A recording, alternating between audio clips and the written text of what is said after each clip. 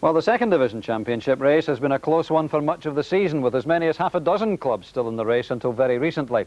By common consent, however, Morton are probably the best footballing side in the division, and Alan McGraw's men had the chance to wrap it all up when they faced second-place Dumbarton in the day's crunch match at Cappielow. Rob McLean was there.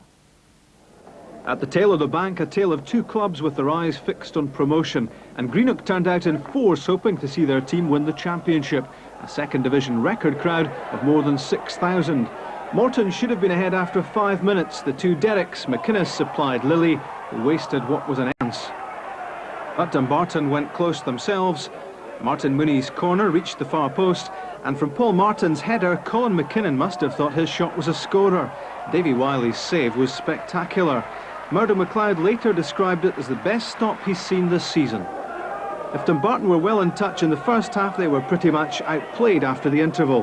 Finnish midfielder Marko Rajamäki hit the top of the bar with this header, although he was penalised for a push. Then the goal which made most in the Cappielow crowd breathe a little easier. Another important contribution from Morton skipper McInnes, and Rajamäki went through and went down after Jim Marsland's challenge. Edinburgh referee Martin Clark said penalty. Dumbarton reckoned the tackle was fair. Morton top scorer Derek Lilly, 18 goals before today, took the kick. His 19th was certainly his most important, and his team now had the winning feeling. All doubt was removed a couple of minutes from time. Marsland and McFarlane in confusion, and Rajamäki dished out the punishment. Whatever the lead-up, it was a highly composed bit of finishing. And that was it. Some happy, some not so happy.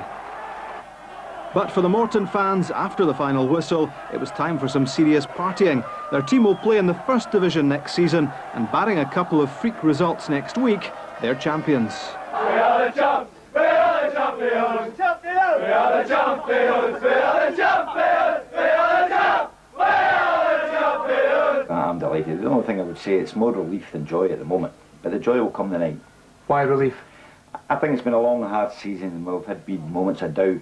And I think it's the most nervous I've been, even though we've won promotion before. That's the most nervous I've ever been before again.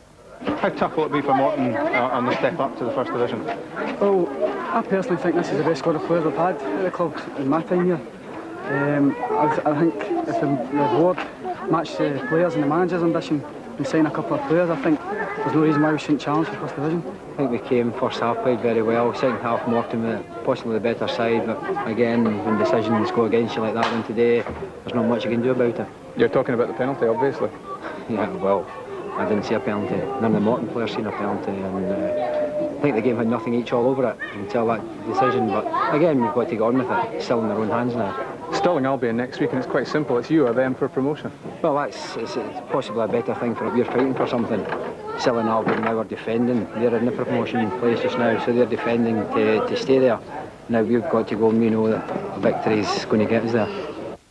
Yes, Morton are champions, unless, of course, you believe that Stirling Albion can make up that 8-goal differential next week. Kevin Drinkle's side, I'm sure,